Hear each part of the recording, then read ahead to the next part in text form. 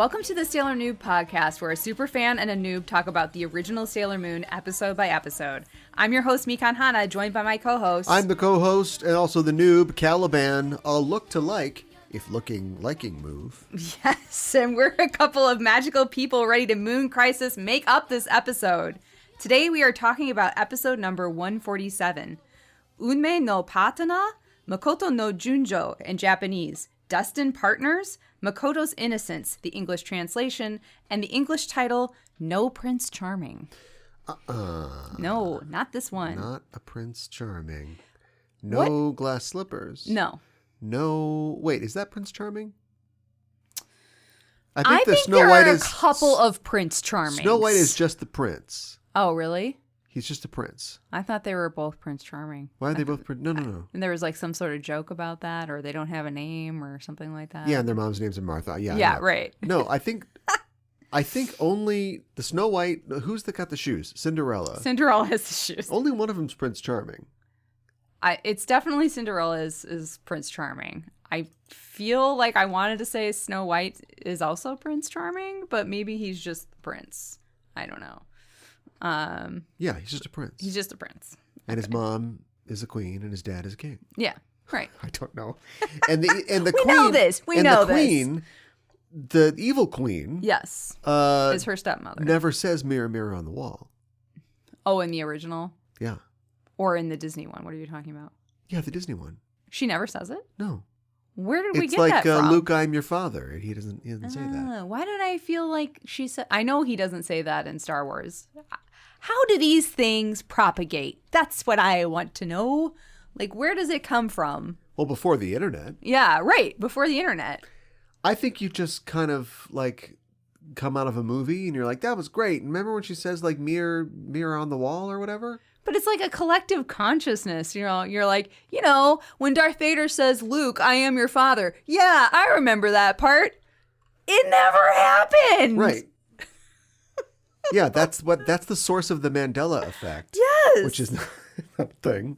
Which is now we can like fact check this stuff. And so you go, oh, wait a minute. No, I must be from a universe where he said, Luke, I am your father. Right. Exactly. Yeah, no. Now you can check that. Yes. Before nobody could check it.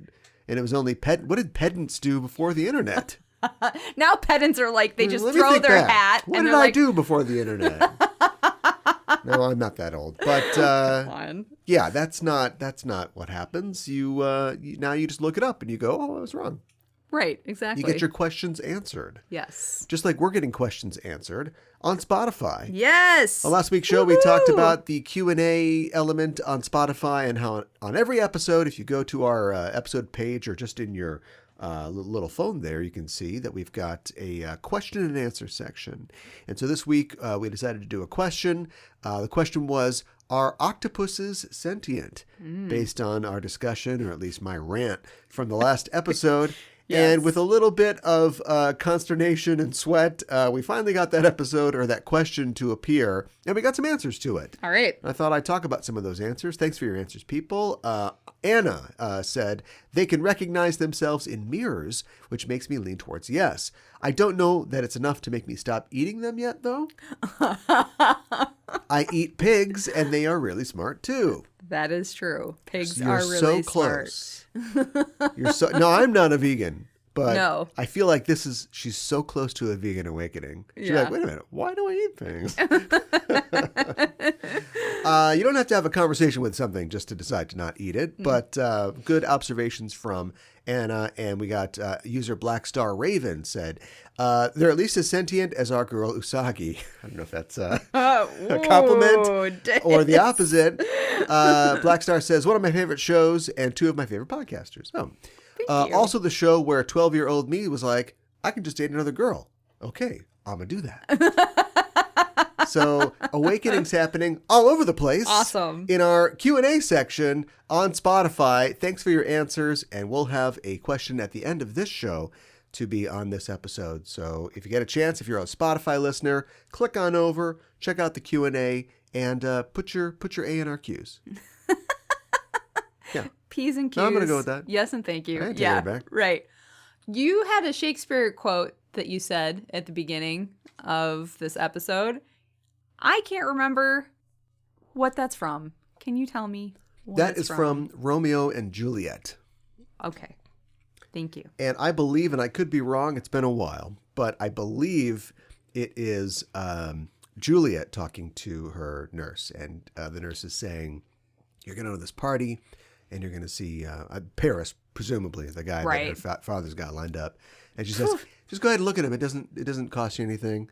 We'll just go check it out. Uh-huh. And she says, I'll look to like if looking liking moves, saying, I'll try to look at this guy. Doesn't mean I'm going to like him. But I don't think that just looking at somebody can make you like them. Yes. And 10 minutes later, she sees somebody through a fish tank. We all remember in the text.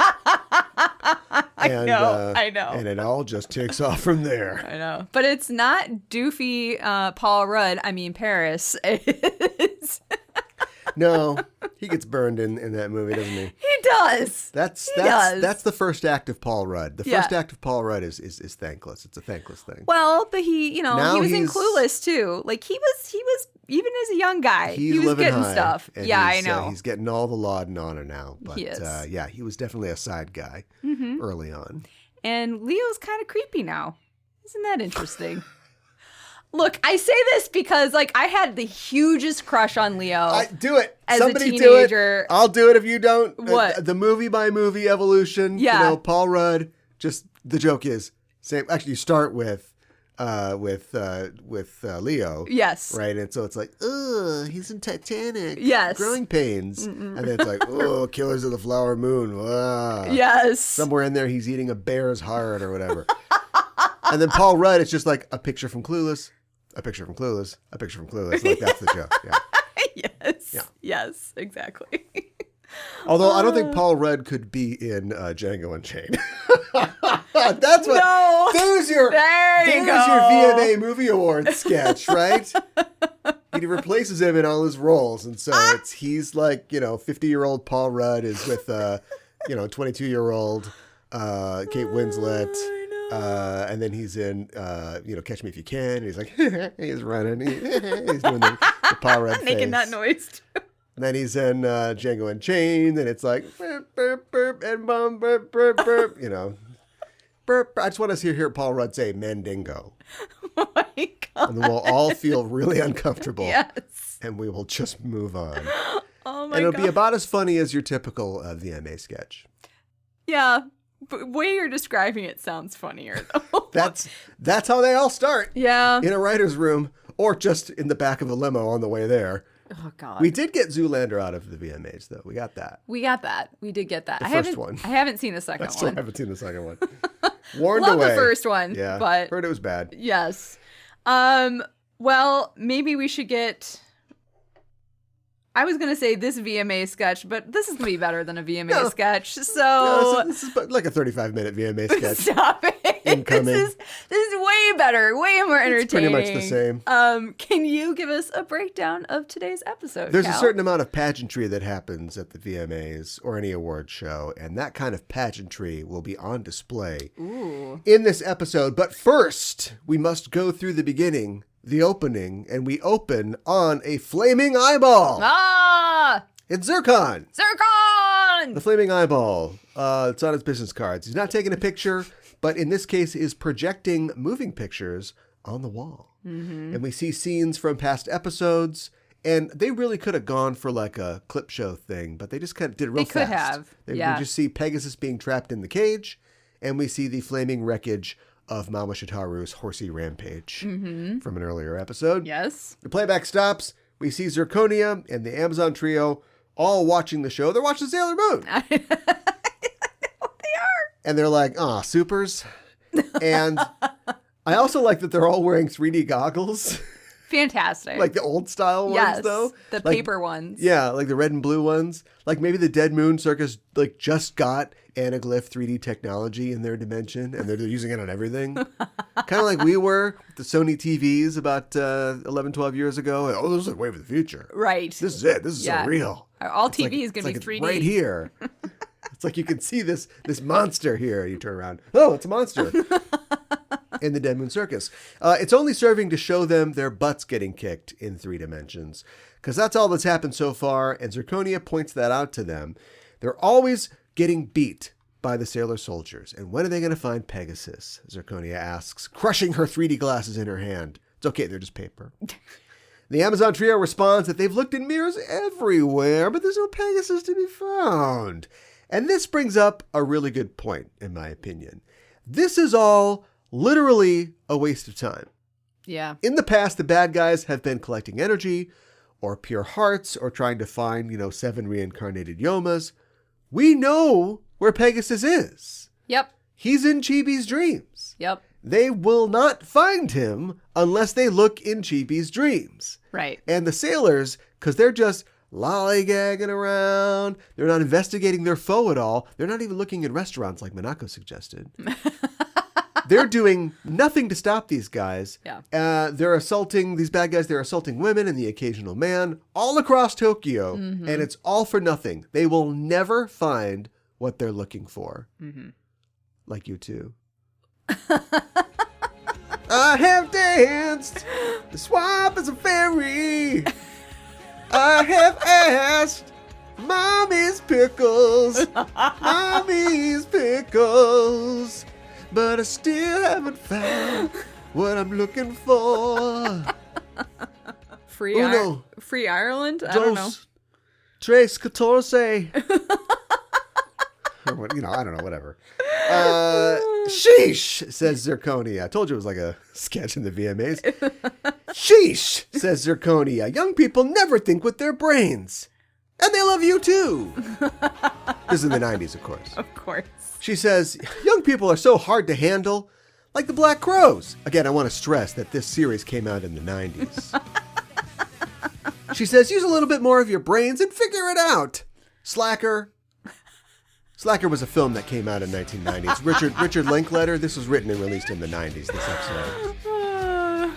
Off to the neon bar with the sound of a martini shaker. And I wonder if the harder they get chewed out, the more intense the sound that we hear is. Oh, I would like that. Like if they get a light chewing out, it's sound of a beer can opening, right? Yes. But if they get like an intense bollocking, we hear the sound of a Boilermaker, a shot of whiskey being dropped into a pint of beer, right? Or just chug, chug, chug, chug, chug. The Neon Frat House. Oh wow. That's a terrifying idea. That's set in the 80s. The Amazon trio plus hazing. Oh dear Lord. Yeah, it's just a prank, bro. Yeah. Well, the Amazons are licking their wounds and Fisheye says, hey, if you can't find it, you can't find it. Thanks, Fisheye. Hawkeye says, all the targets are so ordinary. And Fish says, they're all starving for love college girls or something. Careful, show. Careful, you're becoming too self-aware. Who's writing this, ChatGPT? Oh, no. I just realized something. Wait a minute. Do you think the neon bar scenes are based on the brainstorming sessions that the writers have? Which probably take place in a bar? Knowing writers? Oh my God, I never thought about that before. Possibly. They're looking at like concept sketches for new characters. I mean, they're all love college girls. Now this picture of somebody's grandma that accidentally got in there. Yeah, right. Hear me out. What about an old lady that cooks? Frank, give me that. It's my mother's mother. Give me that. Tiger's Eye, though, is down for the love-starved college girl set. And he says, I'll take them. And he starts gathering up all the pictures. And he says, I've been thinking about a new approach. I mean, I'm this attractive. So it's silly for me to be going after girls one-on-one. And Fish says, yeah, quantity over quality. We don't know if it's like they're encouraging him or kind of like making fun of him. And they take a snack from the bar and start chewing, and they're like, oh, I hate carrots. I know. A little bit of color there. Hawk says, so many at once. Can you handle them all? I'm kind of wondering that myself. Like 30 mirrors? Ugh, God. One man can look in 30 mirrors in a night if he's running. The old proverb. Tiger says, use your brain. Don't be stupid. You can just watch what happens. Like Bravo. And he walks out. With the other two probably thinking, that's a lot of houses to break into. But as he goes, he drops one of the pictures, and Fish picks it up and sees that it's Makoto. Yes. We cut to another festival? Yep. Wait, check the number on the episode. Yep, 147. It's got bear mascots. It seems like this is on a college campus. There's an Odin booth. Yes. And a rabbit mascot. Uh-huh. And we're panning up a view of the festival. It's kind of cool, like an isometric perspective, like a long picture, like a scene from Belladonna of Sadness. Oh, God. And we see, oh my God, and we see yakisoba and takoyaki, and yakiniku. Yes. The Japanese love their food. And I love the Japanese. When you think of Japan, you might think of the regal traditions of feudal Japan, samurai in gleaming armor, delicate geisha, the beauty of Mount Fuji. Mm-hmm. And you might also think of golden poop mascots, salami-flavored Doritos, and reading Ero manga on the train. Yeah. Japan just goes for it. It really does. When you think of Americans at a state fair or something, they're eating things on a stick, they're eating cheese curds and funnel cakes, and you think of that as low culture. But anytime the spring goddess had a tooth pulled or whatever, the Japanese are out there eating shaved ice and fried noodles. That's their funnel cakes. It is. It totally is. And any excuse you can think of. Yes. It's Susanoo-o's nephew's bar mitzvah, and we're going to have a festival. Come out here, get your funnel cake, your noodles. Yes, right. It makes you think. It does. It really does make you think. Any excuse to have a good party, an amazing festival food. That's right. Go for it. It was a prince in the 8th century. A princess had a quinceañera. It's festival time. Start up the hibachi. That's how it works. Yes. Well, we pan past a sign that says college dance party. And we land on our girls who are all dolled up like it's a junior prom. Mm-hmm. And Makoto is in a dress, and this is a dress. It is. It's a strapless gown. It's very dark purple, almost indigo. It looks kind of like the Pretty Woman dress. She's missing some gloves. Some elbow-length gloves. I like it more than the Pretty Woman dress. Yeah, well, you like who's in it more. Yes. And it has a large rose, like, embroidered on the front. Yeah. Lose that. I know it's her thing. Oh. But Tim Gunn like will be reaching for the seam ripper, I guarantee. Anyway, she's all dolled up. Her hair's up. She's got a gold collar necklace. She says, "Is this too gaudy?" oh, did I accidentally overdress? Everybody else is there in things that we've already seen. Mm-hmm. And Usagi says, "No, you look fantastic." But Minako says, "Oh, sure. It's just the campus fair, and the one who's most noticeable is the winner. And I'm being asked. It's the fair. I'm being asked by the girl in the $5,000 dress. Come on!" Mamoru arrives with a yo. And he's walking past a ramen booth, a devil's love fortune telling, and Satoma hormone? What? That's what the sign says. Satoma hormone. Let's talk. Satoma, boyfriend. Oh, right? Okay. Yeah. Hormone? Is this a love potion booth? Maybe it's a love potion booth or... On a college campus? Should all the girls have coasters that can test for roofies? Oh my God, probably. What is this love potion? I don't know. This is why high school girls should not be at a college show. I mean... Because at college, love potion is Jägermeister. Oh my God. Yeah, you don't want to be chugging love potion at a college. Mamoru is with Motoki and Unazuki. I know. Great. Dead characters walking. Oh, wow. When people show up in this show, we haven't seen them in a while, they kick them in the back of the legs. They go down on their knees. Ow. One to the brain pan. That's it. Una says, "You guys are here for the dance, huh? That or a Sears Catalog Junior shoot?" She doesn't say that. Mamoru says, "Our college dance party is pretty well known. Most local sake breweries are on mandatory overtime this weekend." Motoki says, "Many new couples form as a result of being dance partners. Some even get married."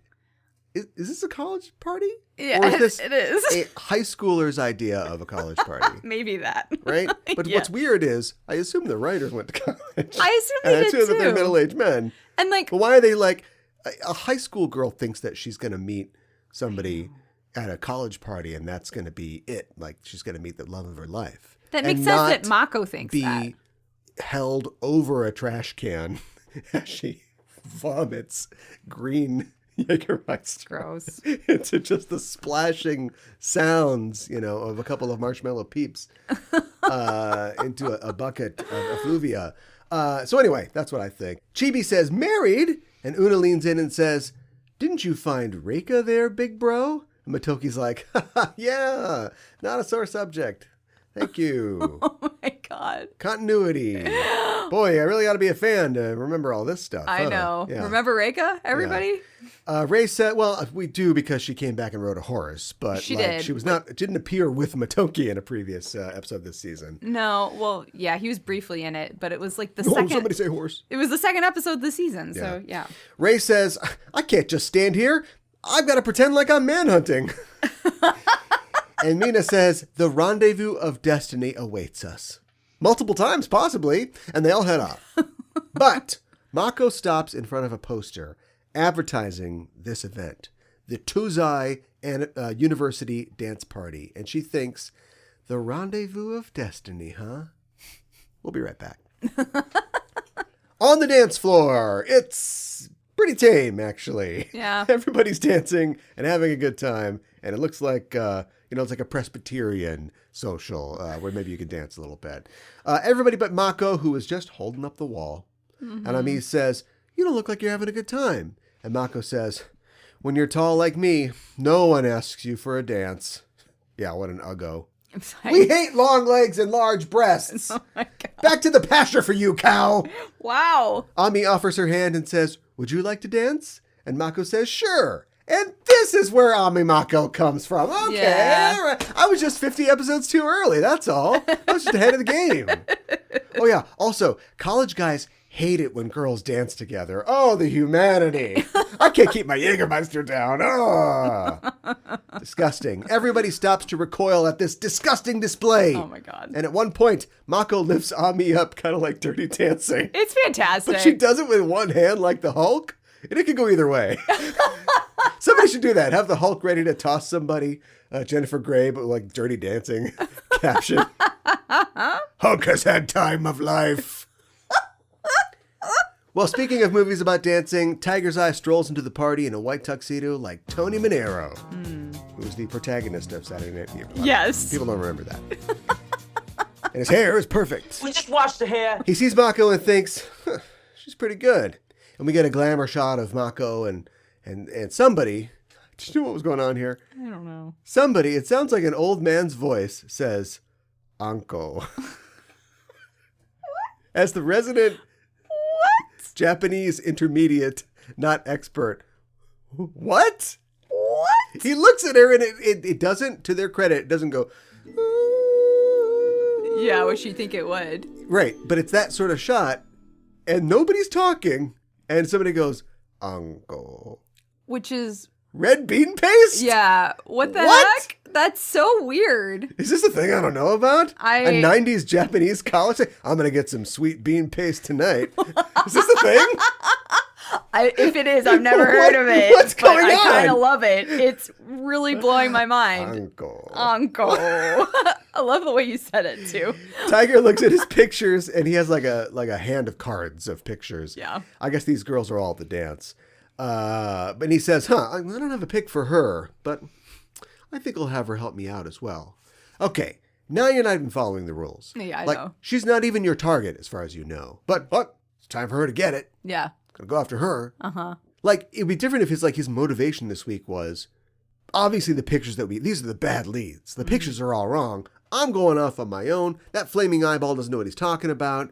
And I'm going to feel it out. Yeah. And this one looks good. Right. That's not what's going on. Yeah, I know. He's literally here to violate a dozen other women. Yep. And he's like, get this one in here. You're right. It doesn't make any sense. Ikuhara! He snaps his fingers and the music stops.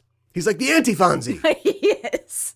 We've all seen the painting. Yes. It's coming down from the sky. Or no, coming up from hell. What? What is this painting? On a Schwinn bicycle. The Anti-Fonzie. Well, I get Fonzie. It's like but the Antichrist. Yeah. But okay. All right, I get it now. He's the Anti-Fonzie. I thought there was like an actual painting. There should be a painting of Henry Winkler in like the blue and white robes holding a lamb. And that's like... That would be great. The Fonzie Jesus painting. Yeah, right. But this would be like the Anti-Fonzie. Okay. Now I understand. You know, I thought this was a real... He will appear in Kenosha.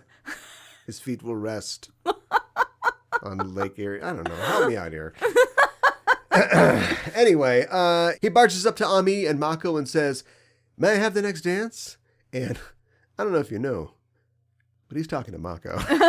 Yeah. He's not talking to Ami. No. Get out of here. Oh, my God. Get out of here, kid. Mako says, me? And this guy, she sees, he knows how to wear a pair of earrings. Yes. A waltz starts playing, and the two dance in the middle of the floor, and everyone is like, whoa, this is their story now. Yes. This happens at like dances where it's like people are just dancing. The most famous couple in my high school, if they danced together, if they were the king and queen, I suppose they would have a dance or something. Sure. But it's not like suddenly a circle forms on the dance floor. Oh, the rich guy and the rich girl are dancing. I know. No. I know. Well, that's what's happening right now. And we pan up from this scene and we pan back down, and the scene has changed to a dreamlike ballroom where Mako is all in white, dancing with this mysterious blonde man. There's such a sad love deep in your eyes, kind of pale jewel. This is Labyrinth! It is Labyrinth! This is just like when Sarah eats the apple and I dances know. in her dream with Jareth at the masquerade ball. Yes! I know Labyrinth. Yeah! He's trying to tempt her to give up her quest. Yes! He should have tempted her with a new nose. Come on! Whoa! We all know. Look at Labyrinth Whoa. and look at Top Gun Maverick. Did she grow into it? Oh my Who gosh. is she kidding here? Wow. Wow. Mako thinks, this is like a dream, to be able to dance so pleasantly. I think I'm into contact juggling now. It's a thing, the thing. Thing that he does with the crystal playing with the balls? Yes. She's into playing with the balls now. Yeah. He actually did that, right? No. I mean, no? Absolutely not. Who did that? That he just put the thing, his arm. And somebody put their arm through the underarm. Oh, okay. Yeah, no, come on. He did not do I that. watched it recently. I was like, he's really doing that. No, okay. All I'll right. learn to contact juggle for this film. No, obviously not. I would believe it. If Bowie told me something, I'd be like, yes, he did. Yes, okay. That nose, I don't know. She thinks, if someone this wonderful would be my boyfriend. And the dance ends, and then Tiger is mobbed by girls who want to be next. Yes. And he's so tall, people want to dance with him. He's just dumb. He thinks, I guess this is like using shrimp to catch sea bream. Maybe you should eat before you go marauding next time, Okay, buddy. yeah. Yeah. Mako is not shrimp. No. She's not meatloaf. It was never meatloaf. Then he says, when I get down to business, this is basically what I get. Which I understand, but yeah, it's time for a translation rewind. Yeah. In the new Viz sub, he says, after the bait, the fish come swimming. And then he says, this is what happens when I get serious. Yeah. And that works. I think that works. But hold that thought, because now we're in two different translation realities. Oh. Kang, the Conqueror. Makoto says to Tiger, excuse me? And in my sub, he says, oh, Miss Shrimp? No! But in the new Viz sub, Miss Shrimp! He says, oh, it's you, bait. Both pretty good. solid. Yeah. Both good. They both kind of work. Yeah. So that's a push on that one. Mako says, can I have another dance? And Tiger says, as the girls drag him off, sure, I'll see you later.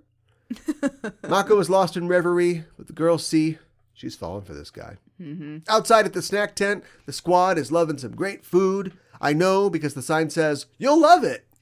And we find out. Then you know it's true. Google Lens got a real workout in this episode.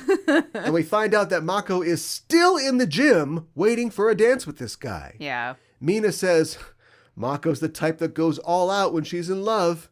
And I assume that since she can't see herself at all, she must have food on her face to go with this completely self-belittling statement she doesn't realize that she's making, but that's okay. And Ami says, Chibiusa went to see how she's doing. And Mamoru says, well, let's all get back in there. I mean, a college dance? Is this Greendale College? Halloween dance, post-Halloween dance, dance contest dance, oh, come on. Do colleges have dances? Well, I don't. I went to a religious one, so I guess I don't know. My school had a couple of dances, yes. Did anybody go? Yes. Oh. They had a Halloween one, which was fun. People would get dressed up and go to it, and like costumes and stuff like that. That was a lot of fun. I honestly, there were a couple of dances every year, but I only really went to the Halloween We'd have like one. nights. I don't think you're not supposed to dance at my school, but you'd have like a night where you're supposed to come and Nobody can drink either. So they just congregate and talk. Well, I don't think they were very well. Actually, you know Yeah. what? That's not true. They were very well attended because when you can't drink, dance or screw. Right. You're looking to do anything. Right. So what can I do on this campus? I just can hang out, talk to people. Is this going to place me? We had a 50s, 60s, 70s, 80s night. Maybe That sounds fun to me. Is going to place me. And I dressed up like JFK, and a friend of mine, just a friend, platonic, dressed up like Marilyn Monroe. I was going to guess that. That's So, awesome. Yeah, which was like super edgy. Yeah. When I was in college. Right. Now you would come like holding my brains in my hands, and then she would be, completely naked like the movie Blonde. Oh my God. Let's completely Wow. move on. All Inside, right. we see that the dance is wrapping up. Oh, to go back to college now. Peggy Sue that. Oh my God. The dance is wrapping up, as these 2:30 p.m. dances tend to do. And Mako is standing all alone. Yes. Well, alone with Chibi. And Mako hears a tumult of young women heading her way, and she says, Mr. Blonde. So that was funny. Like Reservoir Dogs. Tiger appears surrounded by girls, and he sees her and says, oh, you're still around? And Chibi says, how can you say that? She's been waiting all this time for you. And he says, too bad. I have to keep all my promises to these ladies. Jaeger bombs all around. Oh my God. Mako says, I'll wait. But Chibi is like, oh, girl, no. I know. Thank you, Chibi. But Tiger thinks, sheesh, I got no time for somebody not in the photos. Okay, so now it's making sense. So he's using her as bait, but he really is like, no, not this one. Right. Throw this one back. But she's not shrimp. No, she's not. She's bluefin tuna. That's right. She's blowfish. Pufferfish? Pufferfish? Pufferfish. Yes. Tiger heads off and the squad shows up and Minako says, he left? How ruthless. And Mako's like, no, he remembered me and he talked to me. And Ray's like, oh, girl, no. I know, right? But Motoki says, hey, Mako, the festival is still going on tomorrow. Why don't we go? But Mako says, no, I'm going to stay. And Chibi's like, oh, girl, no. No, I'm right there with you, Chibi. Later that night in Chibi's loft, Chibi is muzzle timing with Pegasus. And she asks, Pegasus, how can Mako be so passionate for someone she just met? And Pegasus says, time doesn't matter for emotions or libertarians. When someone wonderful with 2 to 4 legs appears before you, you fall in love at first sight. And Chibi flashes back to the moment that she first encountered Pegasus. Mm-hmm.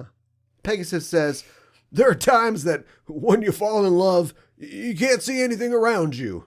Anything, like obvious red flags. Oh my God. Before things can get weirder, Chibi hears Usagi on the phone downstairs, and when she comes into Usagi's room, Usagi tells her that Mako never went home. Mm-hmm. She lives alone. How does anybody know? Yeah, great question. Was somebody like spying or walking by and being like, "Oh, Ami Mako's still called there." her. Yeah, but it kept ringing. There she you didn't go. pick up. That's what it was. We smash to the festival that night. Rain is pouring down, and Usagi, Mamoru, and Chibi roll up in the Alfa Romeo to see Mako sitting all by herself in the rain. And now I remember what this reminds me of. What? The episode from live action PGSM with Mako and the statue guy. Oh yeah. Is that the one with the b-ballers? Yes. They're b-balling? That's her first episode. The B-boys. In PGSM. Yes, the B-boys. And yes. she has this thing for this guy, and Yeah. he's like, I don't know. I got a lot of ladies in my pocket museum dimension. Right. And then she's just like, oh, and she just sits in the She rain. made like cookies or something for She made some him, cookies and for him. like she had it in Yeah. a little bag, and then she's just waiting and waiting and waiting, and it's Yes. raining, and she's still waiting. It's like, oh no, Mako, no. Yep. That's the Mako we know. Yep.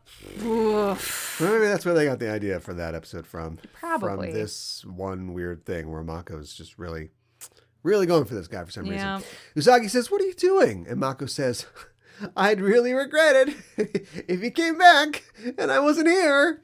And Usagi says, oh, girl, no. You don't know anything about this guy. And 12 girls are missing from the college. Oh my God. Where are they? You see a girl leave with Tiger. You don't think you're going to see that girl again. Right. I didn't do shit. I know. I didn't make shit. I know. Mako says, that's why I want to see him again. It was my dream to wear a fancy dress and dance with a wonderful prince. And she twirls around in the rain like a Yeah. manic pixie dream girl. Yes, Don't yes. look up, you'll drown. She says, finally, that dream came true. If I let him escape now, I'd regret it for the rest of my life. And Chibi is just looking at her like, oh, girl, no. Ami, Minako, and Rei arrive with a towel and umbrellas, and Ami says, if you wait all night in the rain, you'll catch a cold. You maniac, you. And Rei says, we'll keep you company. And Usagi says, I guess it's not bad for us to talk outside all night. Don't you have, like, parents? And they must be on a break or something. This must be like a spring break or something. Yeah, spring right. break, woo! Mamoru looks at Chibi and says, okay, crazy's just getting started, but it's past your bedtime, young lady. Let's get you home. The rain and dark turns again to clear skies and sun. The next day, the festival's back on. Mm-hmm. On the main stage, we see a group of young girls all dolled up. Some subplot that we were not a part of. Yep. A lot happening in this episode. I know. Overstuffed. And the announcer says, the 12th grade Miss Contest Grand Prix is being decided. Yeah. I'm having a strunk. Call the bondulance. What's the order supposed to be on that? I don't know. And then explain to me the 12th grade thing. Are these like pre-froshes?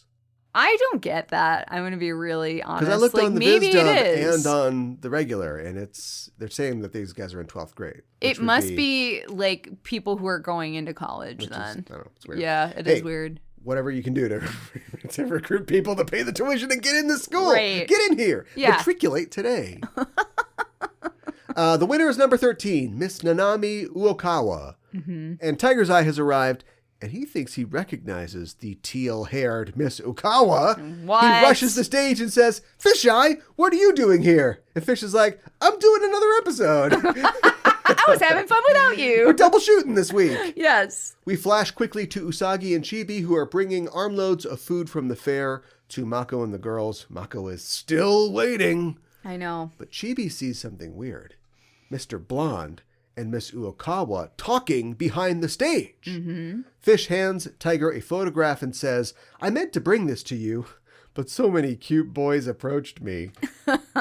Tiger sees it. It's the picture of Mako. Yes. And Fish says, so how's the harvest going? You've been such a loudmouth about this whole affair. They can't have all turned you down. And Tiger says, no. I ran on a Jägermeister, so you know. But, I can get 10, 20 women easy. Behind the bushes, Usagi hears this and says, what? And she's so mad, she crushes the crepe that she's holding. She knows she's mad. And Chibi's like, oh my God. The Fish says, okay, give that girl a good dream while you're at it. And in the bushes, Chibi says, mortal enemy of women. I And know. Usagi says, he's just a gigolo. Life goes on without me.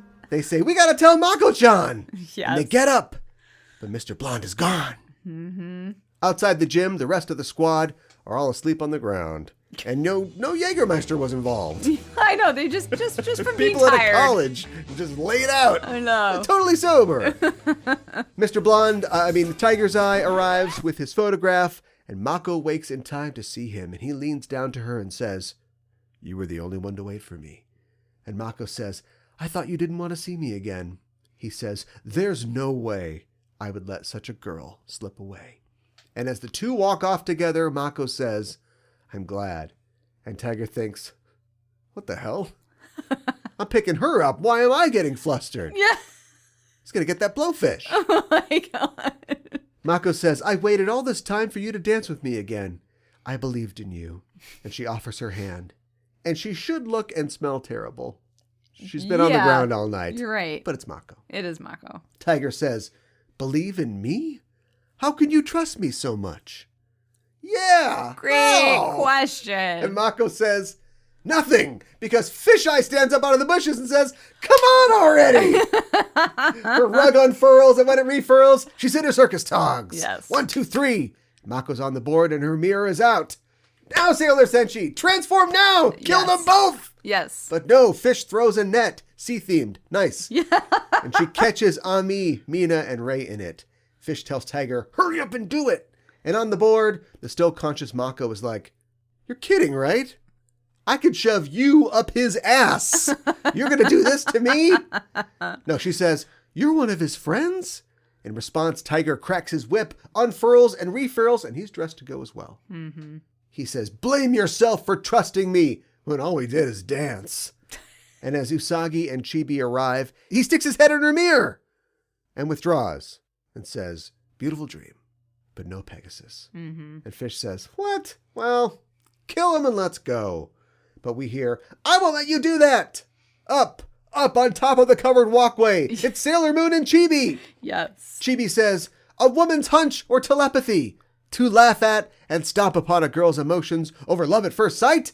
There's a limit to how dishonest you can be. In the name of the moon, we'll punish you." Fish says to Tiger, "What are you going to do?" And Tiger says, "Pegasus wasn't there. I'm out of here." But Fish says, "Wait, we have to kill them." The Tiger says, "They were my targets. Stay out of it."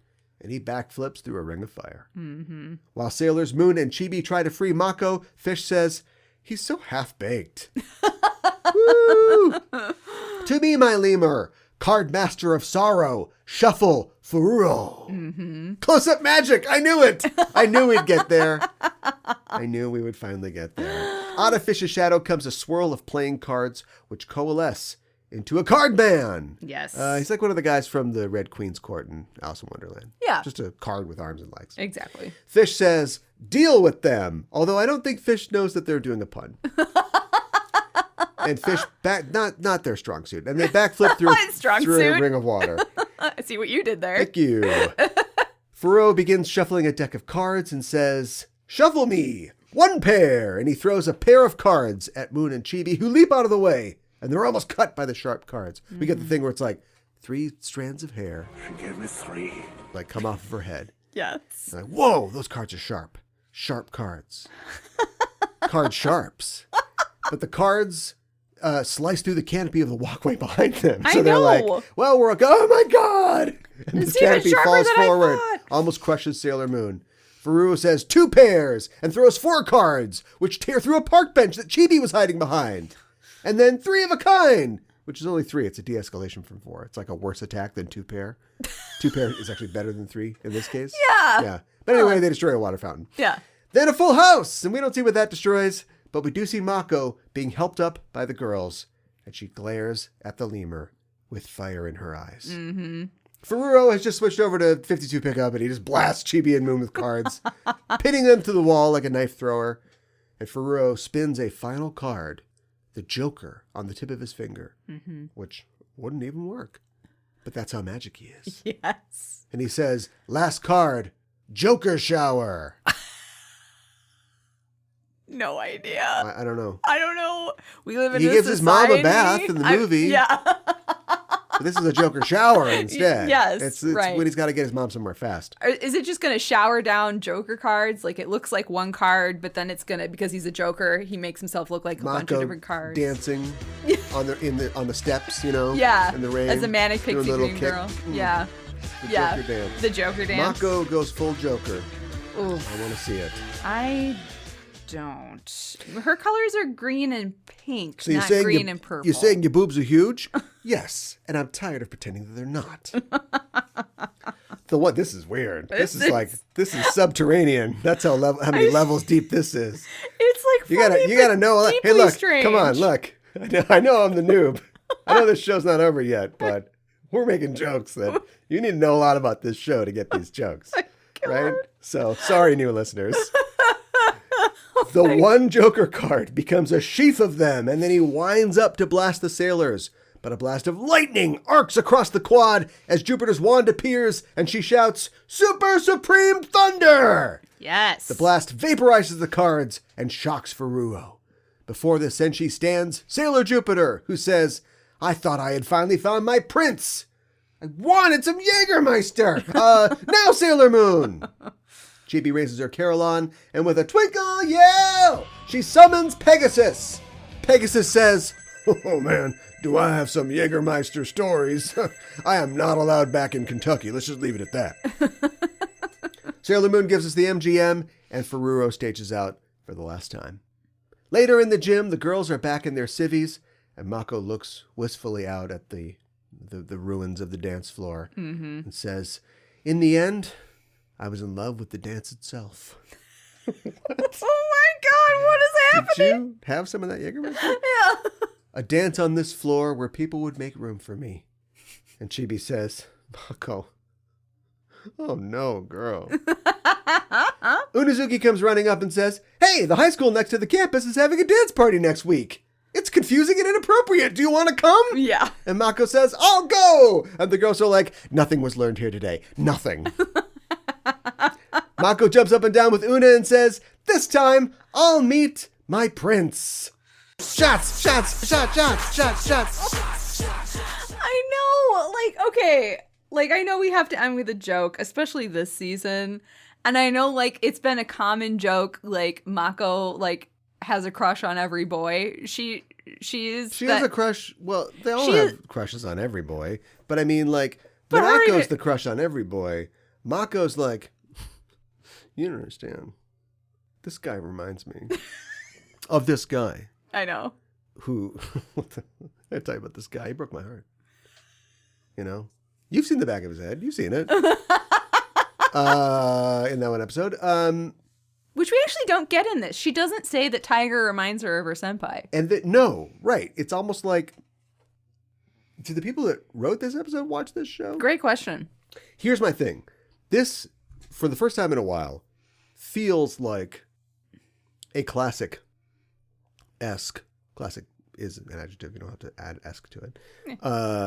Sailor Moon episode. Yeah. But like looked at through a funhouse mirror. Yeah. Like why? You got that? Yeah. Mm-hmm. Why is I didn't want to spit my water. doing? Why is any of this happening? Why is Mako acting like this? We know that she's a romantic. Yeah. And if she's going to go this hard, you think, well, then just tie it to her thing. At this point, we wait for it. It's like her yelling Supreme Thunder, you know? Yeah. Or, knocking Ami out when she turns around too fast. And, like, we expect that. So we're looking for it. Mm-hmm. But they don't even do it. Yeah. And it would make, otherwise, it's just, she's not, like, Usagi's kind of a dreamy. Minako's like an self-enforced romantic. Like, she will hurt herself trying to do something that she considers to be a romantic scenario. But, like, Mako, it isn't like before you in a dumber okay, so it's really easy to write TV. I don't know if you know that. Good TV, that's different. But in any other thing, in an episode of Scrubs or I don't know, whatever, this episode would start, if it's Scrubs, it'd be a hilarious sketch. It would about tell you something crazy it would tell you that it's funny. Dudes do. Yeah. But then it would be like a character is like, okay, thank you. It puts a phone down and they're like, who's that? It's like, oh, it doesn't matter. And then later in the last act, we would learn they got a call and their dad's not doing too good. Right. And that is the thing that has made them act weird throughout this episode or has done like, I got to save this patient. Why do we lose patients all the time? Right. We make bets on it. Oh my God. I've never watched Scrubs. But you know what? But there is no thing like that other than, we know that she is something of a romantic, but there could be a thing. In fact, there is a thing. There's a thing that you've used for 125 episodes, which you have now decided to get rid of. Yeah. And so, I don't know why they did. And so, like, why not just use the thing? Or why not have her do more than literally just go, I'm like Hachi the dog or whatever. I'm just going to wait here. I know. It makes me so until frustrated. My master returns. Because, like, okay, I feel like as a young girl, I feel like I was fed a lot of this romance fairy tale stuff when I was a kid. Like, this is how romance is going to be, and it's going to be like a fairy tale. And you're going to be a princess, and you're going to meet your prince, and blah, blah, blah, blah, blah. And wow, what a lot of crap that is. But I think that, like, she just has swallowed that hook, line, and sinker, and she just has decided this is her idealized love, but you're right. Like, why couldn't they have said something like, I had a crush on somebody, or one time I was waiting, I could have like made more of a connection with my senpai, but I didn't wait for him, and then I missed. Yeah. You know what I mean? Yeah. Why isn't every time more of a reason? Why isn't every time that we have an episode with her, and they shouldn't all focus on senpai, but when they do, it's some new aspect of her relationship with Sure, Senpai. that's fine. It's like but the ultimate build ex off of that it. she's trying to get over. Right. No, my ex used to do that too. So Right. that character would be super annoying. But we like Mako. Yes. We put up with her mentioning the senpai once in a while. I'm trying to... It's also possible that this is just a bad storyline. Yeah. Because I'm trying to put it on other characters. And it's possible that in their kind of lovey, romantic Ray, that Ray might find herself in a situation like this. Mina might find herself in a situation like this, but halfway through the situation, she'd go, well, I'm going to go looking for him. And Yeah. she would cause more trouble Yes. looking for him. And then when she finally found him, would probably yell at him or something. Yeah. I don't think Ami would put up with this. Ami wouldn't do this. Even if it was Hamburger Guy. No. And she would go home sadder, but she would go home. Yes. Right? And Usagi's just kind of out of it because she's, got her own guy. So, maybe this is the only character that you could do this with, but why? But why do it? Right. Is my question. Yeah. And I feel like it's sending kind of it's not sending a good message to the young people watching it. Well, know? it's not sending a message at all because all she does is just wait for this guy. She just waits. It's very passive. What if he hadn't been a circus murderer and didn't come back? Would it be okay to wait for him? Him being a circus murderer takes away any meaning that her waiting or not waiting has. Mm-hmm. And then also I know, and this is part of the structure of the show, this is seeing it through the funhouse mirror. I know it has to have a womp womp ending, but the womp womp ending does make it so that nothing has been learned here today. I know, and we have a lot of episodes that end with nothing has been learned here today, but it really, really frustrates me because it just means that she's literally going to go to that I don't know dance. if that's true. I think that people learn things, and then usually they tacked on womp womp is Usagi, oh, I forgot I had a candy bar in my pocket. Oh, Usagi. Looks like she pooped her pants. Right. Or just something, or Usagi trips over something and people are like, well, and that's super weak. But it's not thematically connected to what happened in the episode. We learned the lesson. Yeah. There is no real lesson here other than don't be like that cow Manako or Makoto. Oh my God. And do something stupid like this. Well, just don't invest time in somebody who's clearly not interested in you, and don't just wait around for somebody. Right, but she doesn't learn that lesson. I know. Both literally because at the end she's all ready to go to a high school dance. Yeah. Which is more age appropriate, but it's not your high school. Ever go to a different high school's dance? Yeah. No. I've never went to a different high school dance. I almost crashed a prom once in England. Really? Oh, in England? Yes. What? I was in college, and I went to England with my family, and the hotel that we were staying in was a nice hotel. And so they were having a prom in the ballroom. Of course. And so I saw people, around my age going in and out of there, and I was like, oh, let's go in there. So, but I don't have a tux or anything like that, so I didn't really do anything. I did want to mention, so we get our Mako Ami dance in this, which I love. It's fantastic. But they were the two senshi, if you remember all the way back in episode 37, the episode Let's Become a Princess, where Usagi goes to the finishing school and they do the dancing in the white dresses. Out of the five senshi, Ami and Mako were the ones that were good at dancing. So I like that we have a callback to that in a way with them dancing together. You think that's really what's going on? I don't think that's the only thing that's going on. I like the AmiMako ship. Is there a ship name for them? It's just AmiMako. It's not a combined of their names. AmiMako is literally a combination of their names. I guess. It's just all of Ami's name and it's not. I thought Ami was short for something, right? No, it's Ami. It's Amidicus. Amoebiella. Okay. Mizuno. Okay. All right. See, I like that. That's what her mom yells when she's angry at her. Right. Which is any time that she doesn't get an A+ on her test. Oh my God. Or that she has to clean up after her. Girl, no. Yeah, I know, right?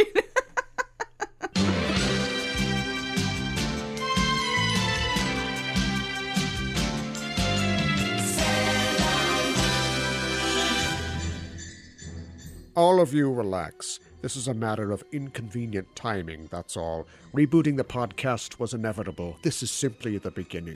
I thought I told all of you I want broadcast silence until further. Ooh, I'm very sorry, Cal. I didn't get that message. Maybe you should have put it on Twitter. I figured since you were relaunching the Just Enough Trope podcast, you might be a little lonely, so I decided to be your co-host. That's very kind of you. I assume you're our mysterious podcaster. You're most troublesome for a Sailor Moon fan? Sorry, Cal. Wrong guess. Would you like to go for an all-new show where the hosts haven't really changed? Who are you, then? Just a fly in the ointment, Cal. The dye in the hard. The moon and the lighting. She's talking about the rebooted Just Enough Trope, where we'll dive deep into the pop culture elements that make up your favorite movies, TV shows, comics, and video games. See if she's lying about moonlighting and find out if Bruno is returned. No, respect yourself. Miss Mystery Guest, are you still there? Yeah, I'm still here. Unless you want to sing a duet with me. No, I'm afraid not. But you have me at a loss. You know my name, but who are you? Just another podcast host who saw too many movies as a child? Another orphan of a bankrupt culture who thinks she's John McClane, Corbin Dallas, a crooning Alcopop pitchman? I was always kind of partial to Seagram's Golden Wine Cooler, actually. It's wet and it's dry. Do you really think you have a chance with this new show, Ms. Co-host? Yippee-ki-yay, Mother Cooler. Just Enough Trope, 40 stories of sheer pop culture deconstruction. Available everywhere you listen to your favorite shows. Do I sound like I'm ordering a podcast?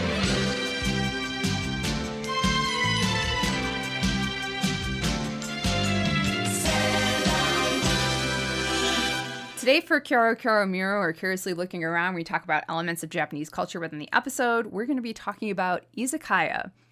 So go with me here a minute. Okay. So we just talked about matsuri, so we're not going to talk about that. But a lot of the food that we see that is being served at this matsuri, like yakisoba, yakitori, oden, is kind of the food that you would find at an izakaya. Oh, okay. So, Yeah. An izakaya is a type of informal Japanese bar that serves alcoholic drinks and snacks.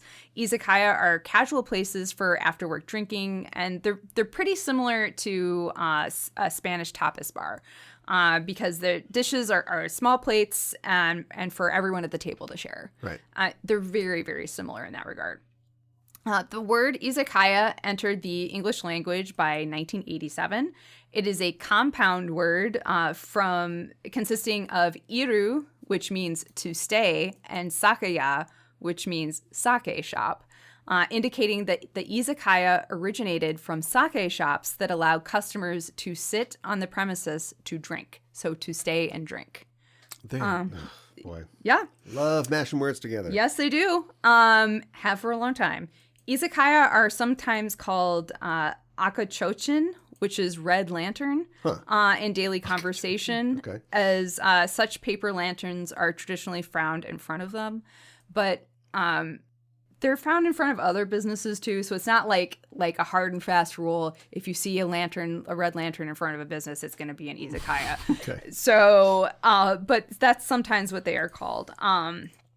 Anecdotes and songs that appear in the Kojiki show that izakaya-style establishments existed in Japan as early as the 700s. But since the Kojiki is semi-historical at best, there's a lot of myths, folk tales, and stuff like that in there. You kind of have to take it with a bit of a grain of salt. I mean, so not to say that We they haven't didn't invented funnel exist, cakes yet. but We can't have an izakaya. well, I mean, they could have totally had an izakaya. I don't know. But basically, the full development of what we, the birth of what we think of now as izakaya, began in the Edo period. At the liquor stores that used to sell alcohol by weight, so like you would go in with like your jug or whatever, and they would sell it to you by weight. And then that's how you would leave. This guy's a 3 kiloer. Right. Look out. Right. Get ready. Exactly. When he And I rolls say in, jug, it probably beginning there's of the like, week. I know. There's probably like a specific name for the alcohol container. Like, I don't know if it's like necessarily the gourds that you see like in anime characters have. I'm sure some people got alcohol in the gourds, but there's probably other containers. Well, they too. had, so this is like nitty gritty bare bones stuff that you wouldn't necessarily make into a Kira Miru. But like, I'm interested in like, they've got the gourds. We've all seen it in the movies and stuff like that, which would be an easy thing to do, probably relatively cheap. But they had like pottery and they had, crockware. But then so why do you use the gourd versus using, the crockware? Well, I mean, gourd is portable if you're traveling. You could have a ceramic sort of bottle or jug that you brought with you. You could. I think that the gourd is going to be more sturdy. It's the plasticware of the Edo period, Yeah, but in the movie Drunken Master, the documentary by Dr.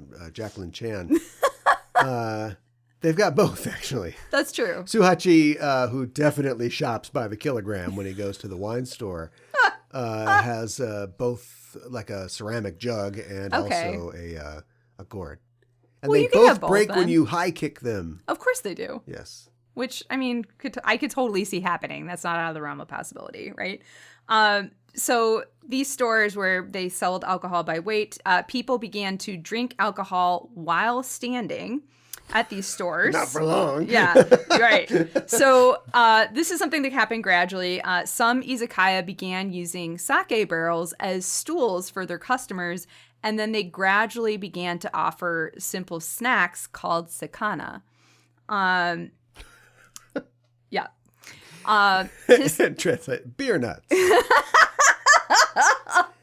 I mean, well, like the party mix, the Japanese like the party rice mix, the rice stuff. crackers and stuff like that. They do serve those. I'm serious. This is terrible. Hey, wait till we invent the wasabi pea, okay? It's going to knock you on your ass. You're going to love it. In another 250 years. Yes, right.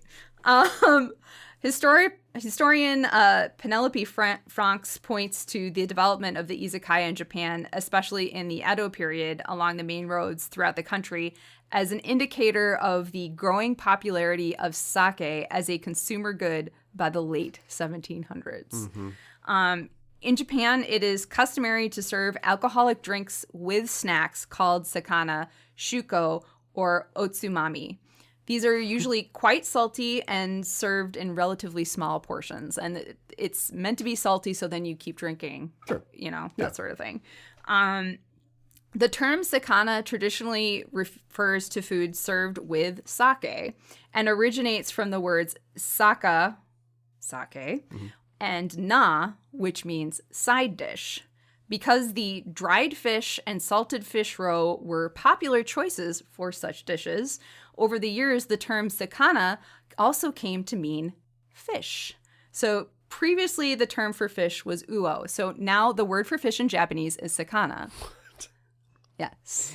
Oh. But it can also be the food that you eat at izakaya. Yeah. They still use that. But there are other terms that they use as well. Get up early in the morning and go snacking. Yeah, exactly. Oh, you see that snack that I caught? It was this big. It was such a huge snack. Today, both the terms sakana and otsumami, meaning something to nibble and or eat with a drink, it's so specific. Otsumami, I love how it sounds, are used to refer to the small plates of food at an izakaya. Sakana are usually more substantial than tapas, although they're not a meal on their own, since they are not accompanied by rice. Traditionally, the Japanese regard sake, which is made from rice, as a substitute for white rice served in a standard Japanese meal, and as a result, some Japanese do not eat rice and drink alcohol at the same time, because they feel like they're having rice in the drink form. So it's like having spaghetti and mashed potatoes. Right. It's a lost arch. Exactly. So I thought that was really interesting. Folks typically go to an izakaya with a large group of friends, or coworkers. And izakaya are not really ideal restaurants for a romantic or intimate date. They tend to be on the rowdier side of Japanese dining. There's a lot of drinking, it often is like, seating that's really close to each other and that sort of thing too. Sure. When first seated at an izakaya, an otoshi or appetizer is placed on the table before any drinks are ordered. The otoshi is covered in the otoshi dai or sekiro fee, which is frequently translated as table charge. However, the otoshi dai is actually more similar to a seating charge because you are paying for the seats that you are taking up, not like the table. Oh, yeah. It's probably per person. Yeah. And this is in lieu of an entry fee to the restaurant or bar, what have you. Like a cover. Yes, exactly. Some folks talk about the otoshi like it's a lottery. Like sometimes you get like some really amazing food that you've never tried before and you're like, oh, wow, this is really good. I'm so glad that I got this. And then other times you get a dish that you really don't like or you really don't feel like eating right now. And you got it. You have to pay for it. You don't have to eat it, but it's there. It's like Bertie Bott's beans. Yes. Oh, earwax. Yeah. Why would they make one that's earwax? Right. Exactly. Ooh, Jägermeister. Exactly. Well, I mean, it's like, you go to a Mexican restaurant in the States, they give you chips and salsa, but it's like going to a restaurant, it's not always going to be chips and salsa. You don't know what you're going to get. Yeah. So, yeah, like sometimes you're going to get that earwax, jelly bean. And There's some calf tongues. Yeah, Deep exactly. Yeah.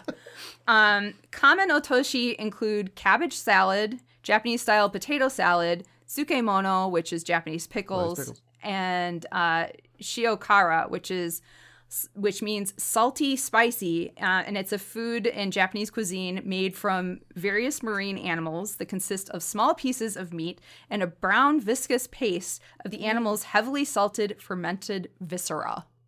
Oh, I don't want that. I've seen a picture. It is not appetizing. I got a pretty tough stomach. But I felt my stomach move when you said that. My stomach did the Jerry Seinfeld. It's getting up. Okay, that's it. That's enough. Go Google shiokara, and it just looks like somebody took like small pieces of meat, like worms or something, and like stuck it in this. It is. Sorry, somebody serves that to me, I'll be like, oh, thank you, and I just won't touch it. They funnel pigs. Yeah. Sakana are ordered throughout the time one is drinking, and it is common to order different kind of sakana as a shime or last dish. Shime are often softer dishes like noodles or sweeter dishes like tamagoyaki, which is the egg omelets. Yeah. So like maybe for like your shime, like you've had a couple of shared plates and that sort of thing, and like you're like, oh, now I want some yakisoba or that sort of thing. Then you can have, and it might not be as big as you would get at other restaurants because you've been having all these other smaller things. But yeah. Depending on the izakaya, customers either sit on tatami mats and dine from low tables, as in the traditional Japanese style, or they sit on chairs and dine from tables. But many izakaya offer the choice of both, as well as seating by the bar. And some izakaya restaurants are also tachinomi style, which literally translates as drinking while standing. Oh. Yes. Okay. Back to the roots. Yes. And it reminds me of there are ramen restaurants in Japan too, where you just stand at the counter. Yeah. Like, and it's meant to be for like salarymen or like people who are like busy and on the go and that sort of thing. Yeah. So yeah, it just reminds me of that. That's probably what the original sake drinking thing was too. The original sakaya where like they started. You're just on your way to coming home from work or on your way to work. Right. Just get a little belt. Yes, exactly. Be like, I could get some Cheetos for these guys or something. Maybe charge them for that. Yeah. And a restaurant was born. Exactly. Yeah. Exactly. I think it really naturally happened like that. Common styles of izakaya dining in Japan are nomi hodai, all you can drink, and tabe hodai, all you can eat. For a set price per person, customers can continue ordering as much food and or drinking as they wish, usually within a time limit of 2 to 3 hours. Izakaya food includes, and these are like some of the ones that you're going to find at most izakaya, right?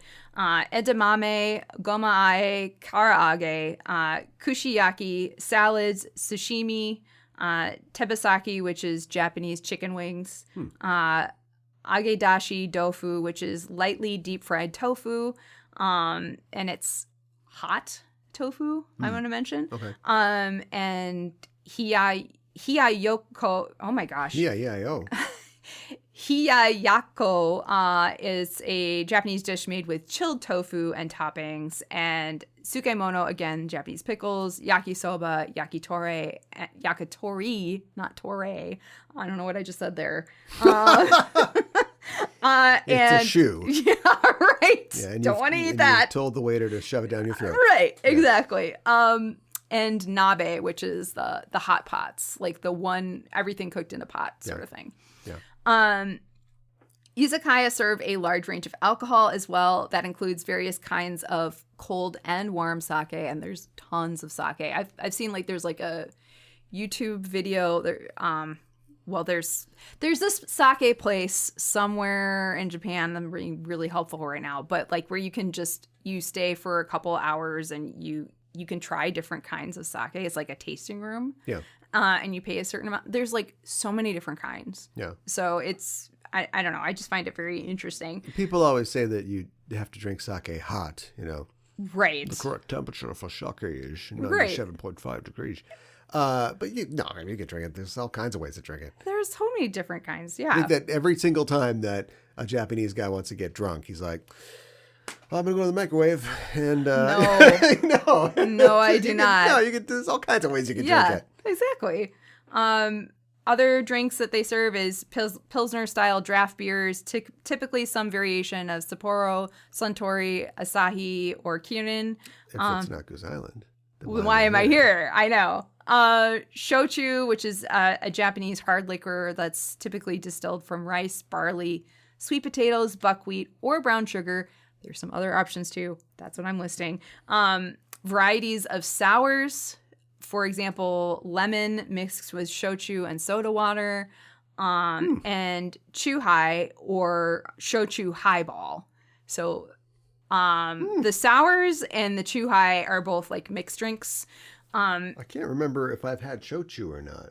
Oh, well, I mean, that is a great question. I don't think I have ever had shochu, and I think it would be interesting to try. I think chuhai would be good.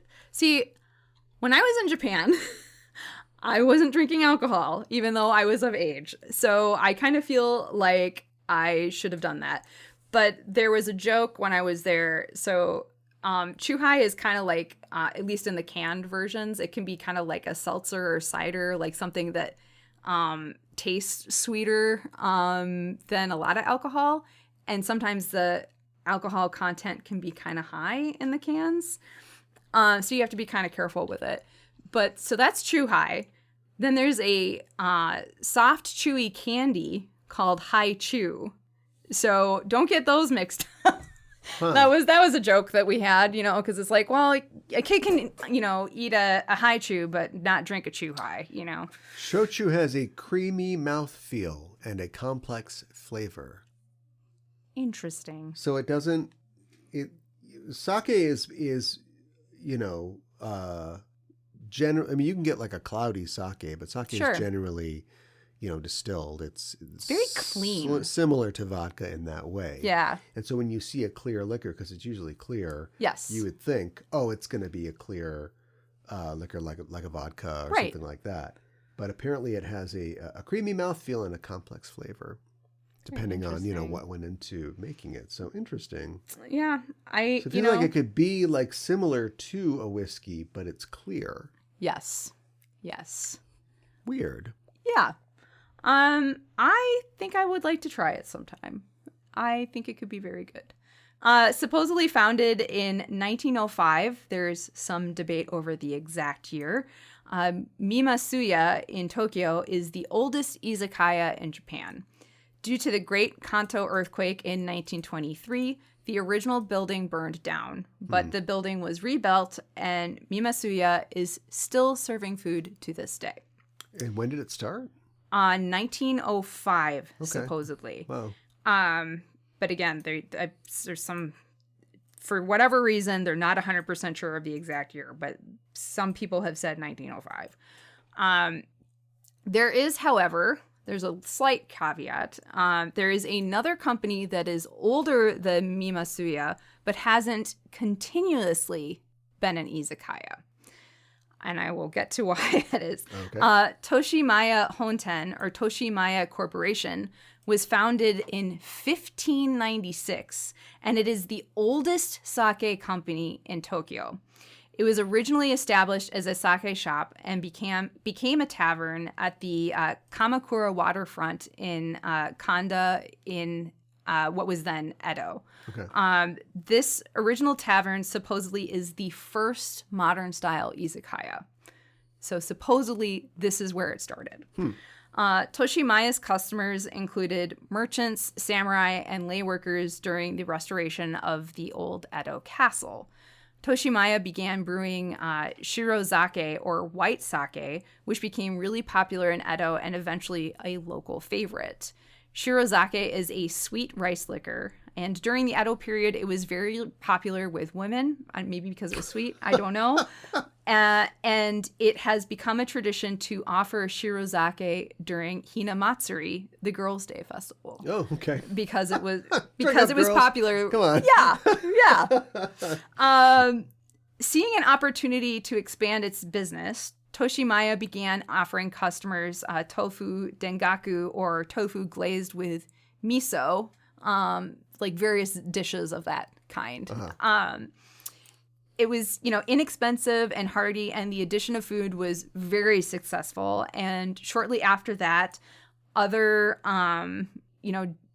sakaya, like bars that served sake and alcohol and that sort of thing, started offering simple dishes.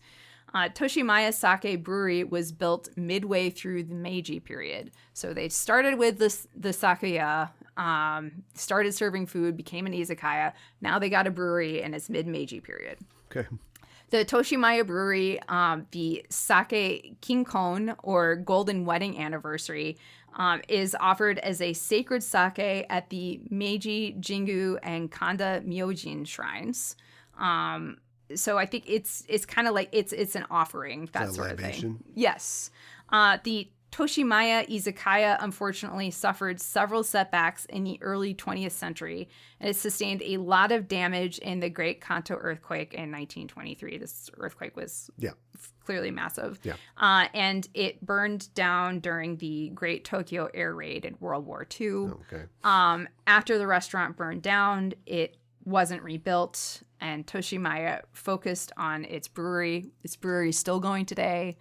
But in July of 2020, Toshimaya Honten opened Toshimaya Sake Shop, which is a standing izakaya that is close to the site where Toshimaya Tavern was originally established. This worldwide pandemic of 2 years and running has really taught us it's time to bring people back in. Yeah. Let's start serving food. Yeah, I know, right? Take your masks off, everybody. Come on. Yeah, right. What? Why now? I don't know, man. I don't know. Well, it opened in July 2020, so my guess is it was in the works before the pandemic happened. Here's some sake. That's good for your cough. Well, and then it's like, so it's one where you have to stand, and it's, I don't know. Japan is interesting, right? Because it's like, you're gonna say weird. Well, I was. Wouldn't have been wrong. But you have like the very old with the really modern, and I think it would have been like, I think it's great that they opened an izakaya again. Sure. Why right now? Great question. Yeah, I don't know. But I think it would have been cool if it would have been, kind of like done in this old traditional style, you know? Right. That's not what they went with. It's very modern, clean, bleak. I shouldn't say bleak. No, not bleak. It's like brutalist. Clean, modern lines. You wouldn't like. You see a picture of it, and it's a restaurant with like maybe a couple high table things, but you wouldn't know looking at it. This is an izakaya. Yeah. Well, I mean, you open a new restaurant, and it's hard to convince people to like, no, bring the bamboo in. And I know. Let's do the whole thing. I know.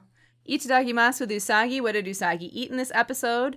At the Neon Bar, there are some veggie sticks, and Fisheye takes a bite out of a carrot and exclaims that they hate carrots. It's weird. It's weird. Do fish not like carrots? I don't Do you know what I mean? Like, I don't know. Like, what's... It's just a little bit of fun, I guess. It is. It's a bit of fun. So I don't know if this is in the anime at all, but like in the manga, like, oh my god, you're just gonna hear a little bit. So Nako Takuji has like little profiles for like all the senshi in the back of one of the manga. I can't rabbits remember. love carrots. Yeah, they're here to kill the rabbit. Kill the wabbit. Right. So they don't like carrots. Probably, but as kind of like a joke, I think Nako said that Usagi's least favorite food was carrots. Oh. So wait, so it's the opposite. So they got that in common. Wait, don't kill me. I hate carrots. Don't you? You don't like carrots? Wait, I don't like carrots either. Wow, that's amazing. Get down off that board. Yeah. You can keep your mirror. I don't know. That's the only thing I thought of. The senshi are at the University Matsuri. There is a sign for oden, uden, and yakisoba. And we see someone making yakisoba, see someone making takoyaki, and yakitori. Yakitori. Yes. Yeah. There's also, like, I need to have... Or is it yakiniku? It's yakitori. Yakiniku is... so yakitori specifically is chicken. And yakiniku is like grilled meats and that sort of thing. So it's like yakitori, all yakitori is yakiniku, but not all yakiniku is yakitori. Correct. All right. Yes. That you just passed your SAT. Yes. Your Japanese cuisine SAT. Right. Exactly. The JSAT. We've all taken it.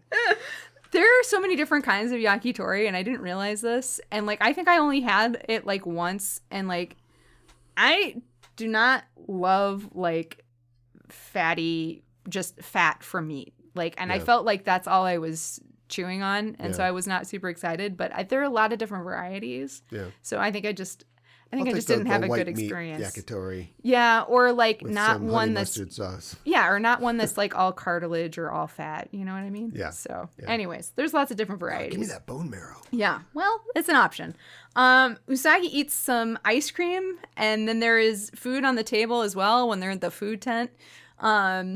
And then Usagi and Chibi bring some food for Mako to eat, so she doesn't collapse. And then Usagi like just strangles the food, so she's mad. Yes. Villain gauge, we rate a baddie 1 to 5 dark stars, 5 being the most wicked. The lemur in this episode is named Shuffle Fururo, the sorrowful card master. My subtitles, like, I think they did it a little fast. They called him the sorrowful car master. I was like, I don't think that's right. Once again, proving the superiority. Oh, come on. Of whatever fan sub that I'm watching. All right. Vroom, vroom. Master, though. The Japanese pronunciation of shuffle is shufuru. And according to Tuxedo Unmasked, the latter part of this lemur's name is a play on and repetition of the last 2 syllables in the Japanese pronunciation of shuffle, or shufuru furuo. So he should just be shufuru. Yeah.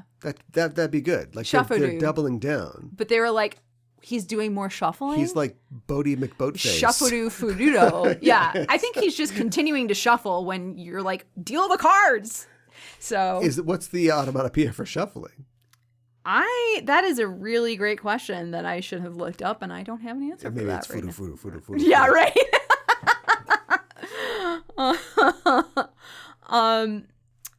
So the lemur design, he is a giant humanoid ace of spades, and I kept on hearing, thank you. I kept hearing that while I was like watching it. Well, you wanted your little suits, symbols on all your guys. This one's like boom right there. I got your ace of spades right here. Yeah. And he has dark blue arms and legs and is wearing red pointed jester shoes because I guess he's the Joker. That goes with the cards. It does. He's got light blue gloves and white cuffs with cufflinks. His head looks like the head of a king on a playing card with a gold crown and gray hair and spiral curls. And he's wearing a red bow tie for some reason. Why not? His face also has a giant black spade. And he's crying. which is like, there are like tears like on his face. Some it's of the weird. The Hoyle cards are, Really? Yeah, there's a guy stabbing himself in the head. There's the person holding the flower. There's like a tear. Yeah. I guess that shows you how much attention I've been paying to playing cards. Then you see him, you see the lemur, Shafuru Fururo, from the back, and the playing card is just strapped to his body with like black straps that go right in his butt as if it's a thong. Yes. It's very disturbing. It's pretty great. I'm way more disturbed. Like, if his body was just a playing card, I was like, okay, I can accept that. Now that it's like, it's not really a playing card. I just have a playing card strapped to my body as in a thong. I'm like, whoa, we gotta talk. Yeah. So, yeah. It's, it's not he's not a horse, a ripped horse man with a horse head. He's just a guy, and he this is his bit. He wears a costume, but the costume, he's got to be snug. He doesn't want it going anywhere. It's got to be right up in there. So it's not like a full sandwich board. He's just wearing, one thing, and then it goes up his butt. Yeah, that's like, great. Oh my god. Okay, we're up to our rating. His character design is terrifying. Like, I get it. He's a playing card. He looks like a card. I totally get that, and I understand that. I can appreciate it. I think it's the thong where I get lost, but it is a nice touch at the same time. His playing cards cut like knives, and then he cuts objects around them, like, which I thought was really cool, like the drinking fountain and stuff like that, and like just throws them at Sailor Moon and Chibi Moon, and also just uses his cards like throwing knives. Right. And he yells natori quite a lot, which means accredited master of a performing art, specifically. Okay. All right. He keeps yelling, Natori! Natori! So I think that he's calling himself that. I think so. So, yeah. So, I mean, I think that this is fairly strong. Not my favorite, but I think it has so there's some good bits here. I'm going to give him a 4 out of 5.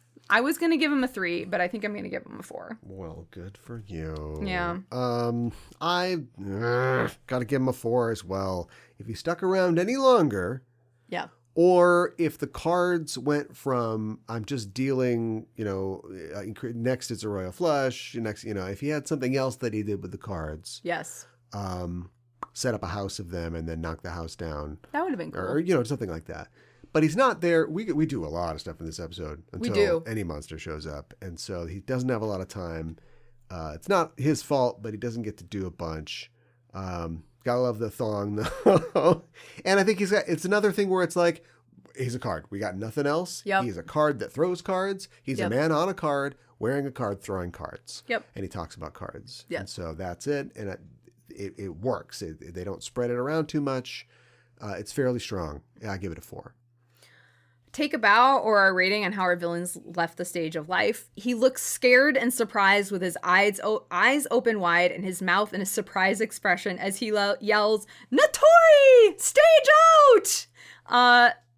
Strong. So I'm going to give it 4 out of 5. I'm going to give him a 3. Okay. The voice, his delivery was the best part of this. And we've got that. We try not to let, the returns diminish and affect the score. But at this point in the game, if you're just doing, we've shown that people can not just do the same thing that they always do. Yes. And I know these aren't real people that are doing something. The people that made the show went, what if they all were all going, oh, jazz hands, I'm dead. Right. I know. But sometimes they add a little extra, and he didn't really add any extra except the actor with their performance. And so it's a 3. All right. That's totally fair. Yeah. I've got some trivia for this episode. Oh, okay. Tell us about it. Okay. All right. This is the only episode in Supers where the Amazon trio member who chooses the target and searches their dream mirror is not the trio member who catches the target and orders their lemur to attack. I like how you just find my hope and then you kick it in the back of the I'm knees. sorry. And you just one through the brain pan. Because that was something that was different and interesting about this. And I saw a future where, going forward, it's going to be Fruit Basket upset because this guy's going to get the job. And then somebody else is like, I'm going to snake that job out from under them. And they'll be doing it. And then the third person runs in and goes, well, no, I need to win. And they're going to look in the mirror and they're all trying to fit in this mirror and we're going to have a good time. And no, that's not going to happen. I'm sorry. I know. See, what you're describing sounds way more interesting than, I mean, I like the Fruit Basket upset. We should begin on this show. Countdown to Stars. That's right. Only 27 episodes left until Sailor Moon stars. We should do that. I will add that. So I'll start counting next episode. What are you going to do with the life that you're getting back? Yeah, the right. The time that you are no longer wasting by watching Sailor Moon Supers. I'm going to learn Spanish. I know, right? Yeah. At the dance, Usagi, Minako, and Ami wore the same dresses they wore in episodes 93 and 108. Ami also wore the same outfit in episode 12. Ray's got that, she's got an interview dress on. Yeah. So something a little more fun. Yeah. A little more Ray. When they come back, when it's raining, she's wearing her red little dress that has a little tie at the front with a little umpire waist. Senorita dress. It's a very cute dress. Yeah. So she went and got another dress? Well, she's worn that before, but she should have worn that one to the dance. That's way more fun. Yeah, she wanted a jacket. I guess. She was like, I'm serious. This is me being serious. Yeah, she's like, don't come talk to me and dance with me. Oh, boy, no boys are coming and talking to this one right here. Oh, shucks. Come on, Ray. In this episode, Sailor Jupiter used Super Supreme Thunder for the first and only time. Yes. I'm very disappointed by that. We were contractually obligated to have the sailors power up. And so they will all do it once, and we'll never talk about it again. Why? I know it's toyetic. We got to get the toys out there. We got to do this. Come on. And I know, this is their new transformation wands, pens, what have you. They're in the manga as well. Yeah. So I understand, but let's do more with it. The dance scene in which Mako and Ami dance together, of course, is the scene that has launched 1,000 romantic ships between the two characters. AmiMako, I think, what about AmiKoto or AmiMako or something like that? That's like this. Can't get over this. Yeah, I want to make it even cuter. Anyways, after Sailor Moon premiered in North America on August 28th, 1995, this was the first new episode to air in Japan. Oh. So it aired in Canada and the US for the first time. Right. And then this was a new episode that came out in Japan. Yeah. So okay. I think that's kind of interesting. Now we're up to our rating. I love that when Mako says no one wants to dance with her because she's tall, Ami asks her to dance. And I also love how Mako lifts her up while they're dancing. I love it so much. It's so Mako. I don't like how Mako puts so much time and energy into waiting for someone who clearly isn't interested in her and therefore not worthy of her affection. And I just wish she understood that. And it drives me nuts that she doesn't. Yeah, it's weird. It's weird. Because I feel like we know that she knows that, but not today. Not today. She had this dream. Yeah. She's never told anybody about it, and she will never mention again. They all have to have dreams. But in the manga, they all have dreams. And they're like, nah, we won't use that dream. They need a different dream. Yeah. It's like, why? Yeah. Anyways. Yeah. I like the sound that Usagi and Chibi make when they hide in the bushes. I can't even remember what it was now, but it was just like, they made a funny noise. I like how Chibi calls Tiger's Eye an enemy of women. That's fantastic. I like that Fisheye gets so frustrated waiting for Tiger's Eye that they jump from their hiding spot and attack Mako themselves. Yeah. It's great. I like how Jupiter gets so mad she uses Super Supreme Thunder, but I wish that she had gotten to fight the lemur even more than that. Because it's just one and done. Now Sailor Moon and it's over. It's weird that Mako is, or I should say Minako, is the one who always gets a chance to kind of subvert what the enemy's doing to them. Mm-hmm. And if we had like been able to spread that out to some other sailors or made it sort of different, because these empowered girls who not only have space laser powers but also have very strong dreams could do something. But nope, just Minako. I know. You think Mako just like, and then like the board splits on her giant trapeziuses as she rips herself off the board. I would have liked to have seen that. I know. Hey, she stayed up all night. Yeah, that's it. She's tired. That's why they made her stay up all night, so she couldn't Hulk out and get off the board. Didn't have any food from the festival. Makoto, dance! I know. I do like how, like, Usagi and Chibi are, like, trying to get her off the board, and, like, Usagi is, like, pulling her mirror. Like, shouldn't she try to be, like, pushing the mirror towards Mako? Because it comes out of your chest. I think when a mirror comes out of a human being, you're like, does this go back in? Does it come out? Is this coming out? Was this the problem? Is it sure. out now? Yeah, right. Yeah, I don't think, I don't expect her to know what to do in this situation. That's fair. It's just a bit of business. I'm going to give it good things, bad things.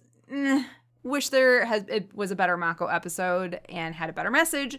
So I'm going to give it 3 out of 5 roses. Oh, thank God. I'm going to give it 4. Oh, really? I've said a lot of things about it. The reason that I said before that it's like a Funhouse mirror version of a good episode is that I feel like a lot of the things are in place, and I don't need monsters flying around. I don't need a whole lot of money. I don't need a big car. I just need some investment in the stories. And even though the story didn't play out exactly the way that I wanted to, and I felt like that investment was just tossed away for a womp womp at the end. Yeah. I still feel like most of it was committed to doing something. And I don't often, we talk about this sometimes, but like, it's a good looking episode. Yeah. I thought, we're outside of the usual confines. We're not just, at the Peach Pit or wherever they hang out. Right. There's got the festival going on, and you've got everybody dancing and all the extras and the dance sequences with Mako and the dream sequences and stuff like that. And so I just thought, it looked pretty good. Mm-hmm. So, ultimately positive, but I wonder if Ikuhara left because of creative differences. Mm-hmm. Was this what he wanted, or are we seeing what he didn't want, and that's why he left? I don't know, but I kind of feel like, you know what I mean? Yeah, I think it's what he didn't want. I gotta watch other shows like here's a recent example. Brian Fuller, who has great example because he's quit every show he's ever worked on. Yes, very creative. Made American Gods. Yes. And so he was there for the first season, or at least his influence would have been felt the most in the first season. Yes. So if you watch the first season, and then I never watched the second season because I didn't really like the first season, but you can see how they compare and go, the things in here that you like are Brian Fuller, or the things that you don't like are Brian Fuller? Yeah. Which is it? Mm-hmm. Better example, Star Trek Discovery. Yeah. Which has always had kind of ups and downs. Yes. But I felt like the first season had the most reason to exist.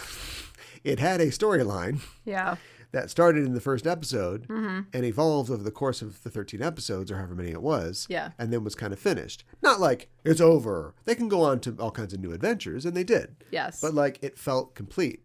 And Brian Fuller left very early, but definitely probably after they had plotted out what was going to happen in the season. Yeah. So I think that's the influence of Brian Fuller. It's the first all season. The disjointedness, the disjointed good times of the next 3 seasons probably reflect a lack of that guiding hand. And of course, we know that the leadership of the show had changed a lot over the course of its airing. So when I see an episode like this, that's like so close to like, oh, that was almost like a classic good Sailor Moon episode. Is it because he got his way? Or I see what you're saying. Or he didn't get his way. I think he probably got his way with this. Is it good one. because he got his way? Or is it good because he didn't get his way? Is it bad because he got his way? Is it bad because he couldn't get his way? Dear Lord, you've lost me. That's the Matrix. Those are the 4 squares. Okay. But anyway, I gave it 4 stars. All All right. My English title is Waiting Mr. Wrong, Passing Miss Right. I don't even know. You know what? Do you? That's all we've got. Yes. All we can do. We're like soldiers in the army. Yes. And they all, for a lot of reasons, but specifically at this example, they all have to wear the same clothes. They're the same color or combination of colors. They got the same stuff. What do? They put Born to Kill on their helmet. They put a peace sign in their helmet. Right. They write, take this, Adolf, on their gun or whatever. They're individuating themselves. Yes. That's all we can do. Yes. Because we are trapped in this army that has to fight this show every week. I know. So you keep doing it. I will. And I will. We'll start a stars countdown too. You have my word. Let's get that stars countdown. Yes. So I will do that as well. And my particular me title has to do with the dancing elements in the episode, and also just what's going on. And the title is Shuffle Tall Strange.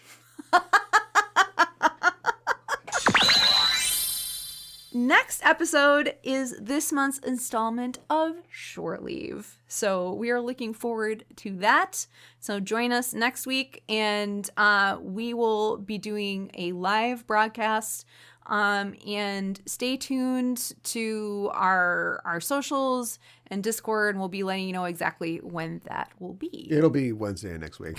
Well, yeah, but that's when it'll be. Okay, it'll be Wednesday next week. It'll be the 28th. All right. But you can stay tuned to those places to get that information as well. Hey, before we go, I want to mention that we have a new patron this week. Annalise has joined us at the Princess Patron level. Welcome, Annalise. Welcome, Annalise. And thank you for being a patron, I believe. Not trying to dox anybody, but I think this is also the Anna that answered the Spotify question recently. Oh, nice. So, welcome aboard. Great to have you. As a Princess Patron, Annalise has access to all of the content that we have at patreon.com/Sailor Noob, including our outtakes from this and other episodes, our show Animetification, where we randomly watch the first episode of an anime series and make a completely concrete and well-informed judgment about whether that show is any good going forward.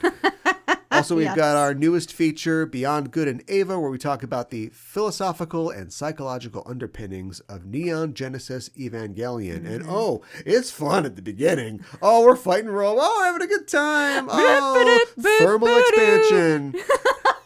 We're eating toast. And then it really kicks in. Yeah. And you start to really use that psychological stuff, don't you? Yes. So we're going through all those episodes. We just had an episode come out where we're up to episode 8 in the series of Evangelion. It's our fourth episode. We're taking them 2 at a time. You got that. You also have Sailor Cinema, where we watch a Japanese or anime-influenced film and talk about that every month. So if you want access to all of those things and more, go to patreon.com/Sailor Noob.